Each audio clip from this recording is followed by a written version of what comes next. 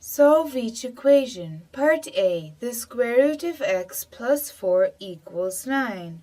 Begin by writing the equation, then subtract 4 from each side, giving you the square root of x equals 5. Now you want to square each side, leaving you with x equals 25, so the solution is x equals 25. Part B. 10 minus the square root of x equals -5. Again begin by writing the equation. Then add the square root of x to each side, giving you 10 equals -5 plus the square root of x. Now add 5 to each side, giving you 15 equals the square root of x. Then squaring each side, you are left with 225 equals x, so the solution is 225.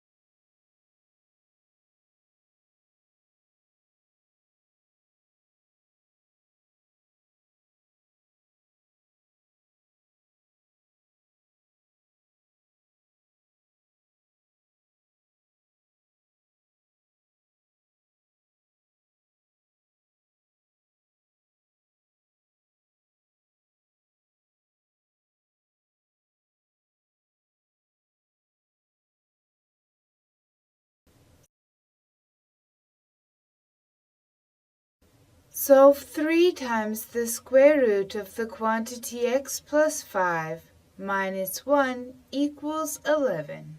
Begin by writing the equation. Then add 1 to each side, giving you 3 times the square root of the quantity x plus 5 equals 12. Now divide each side by 3, giving you the square root of the quantity x plus 5 equals 4. Then square each side, giving you x plus 5 equals 16. Subtracting 5 from each side, you are left with x equals 11. So the solution is x equals 11.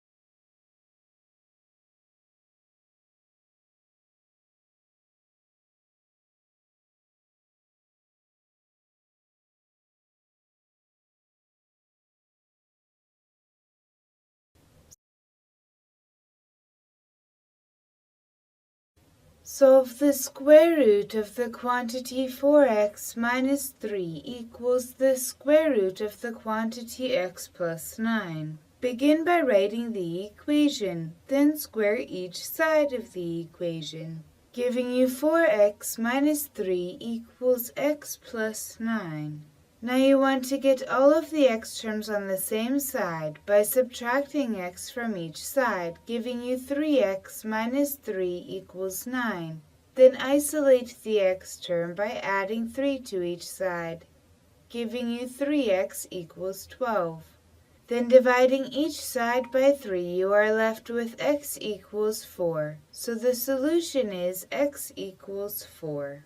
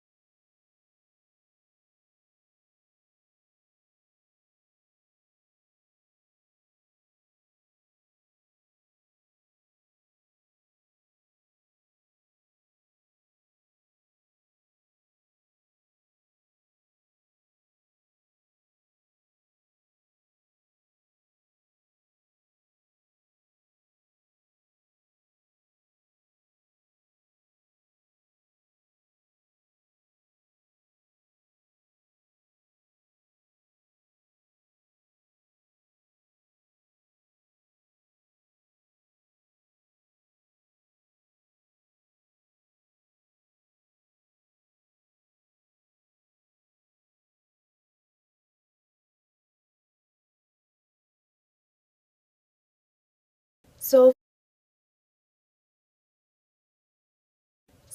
the cubed root of the quantity 2x minus 5 equals 3. Begin by writing the equation. Then cube each side, giving you 2x minus 5 equals 27. Now isolate the x term by adding 5 to each side, giving you 2x equals 32. Then dividing each side by 2, you are left with x equals 16. So the solution is x equals 16.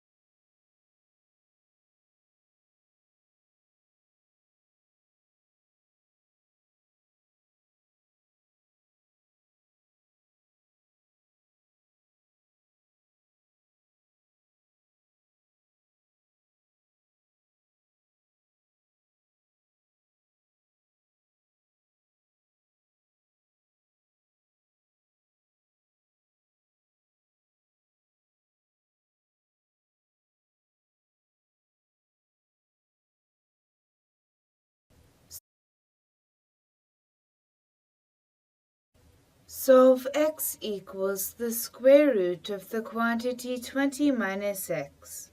Begin by writing the equation, then square each side, giving you x squared equals 20 minus x. Now rewrite the equation by subtracting 20 from and adding x to each side, giving you x squared plus x minus 20 equals 0.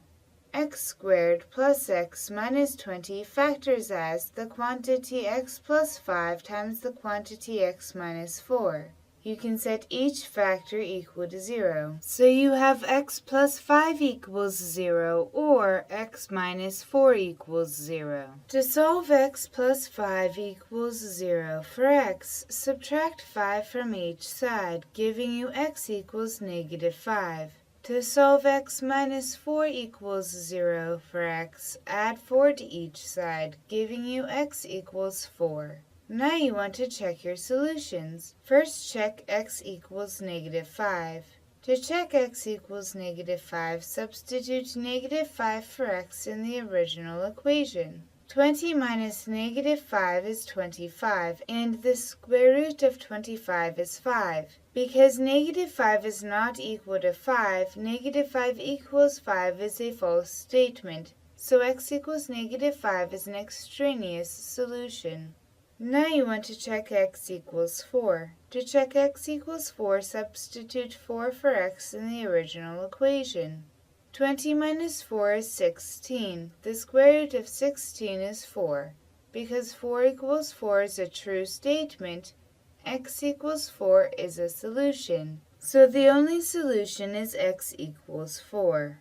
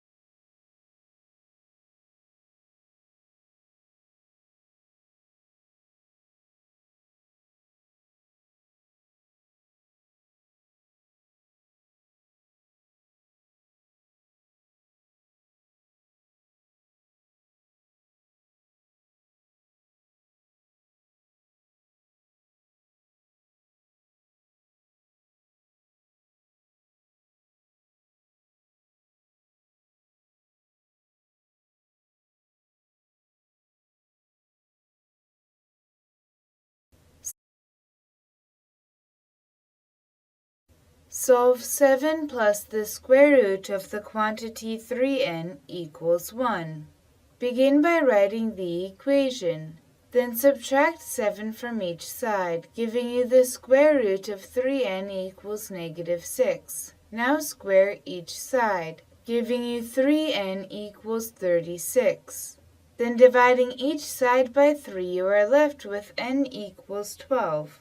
Now you want to check your solution. To check your solution, substitute 12 for n in the original equation.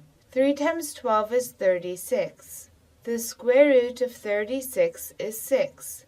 7 plus 6 is 13. Because 13 does not equal 1, 13 equals 1 is a false statement, and n equals 12 is an extraneous solution, so the equation has no solutions.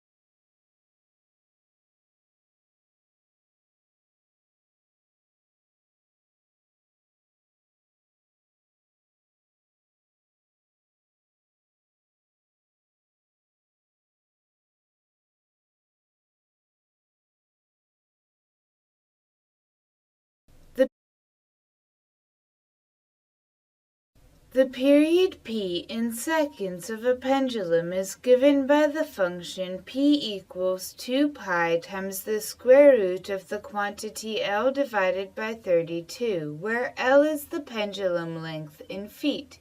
A pendulum has a period of 6 seconds. Is this pendulum 3 times as long as a pendulum with a period of 2 seconds? Explain your reasoning.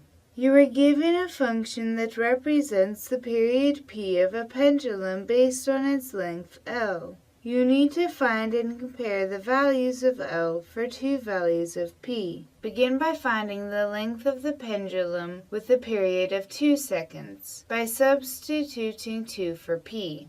To solve for L, first divide each side by 2 pi. Giving you 1 divided by pi equals the square root of the quantity L divided by 32. Now you want to square each side. Giving you 1 divided by pi squared equals L divided by 32. Multiplying each side by 32, you are left with 32 divided by pi squared equals L. Now you want to find the length of the pendulum with the period of 6 seconds by substituting 6 for p. To solve for L, you again want to divide each side by 2 pi. Giving you 3 divided by pi equals the square root of the quantity L divided by 32. Then square each side, giving you 9 divided by pi squared equals L divided by 32.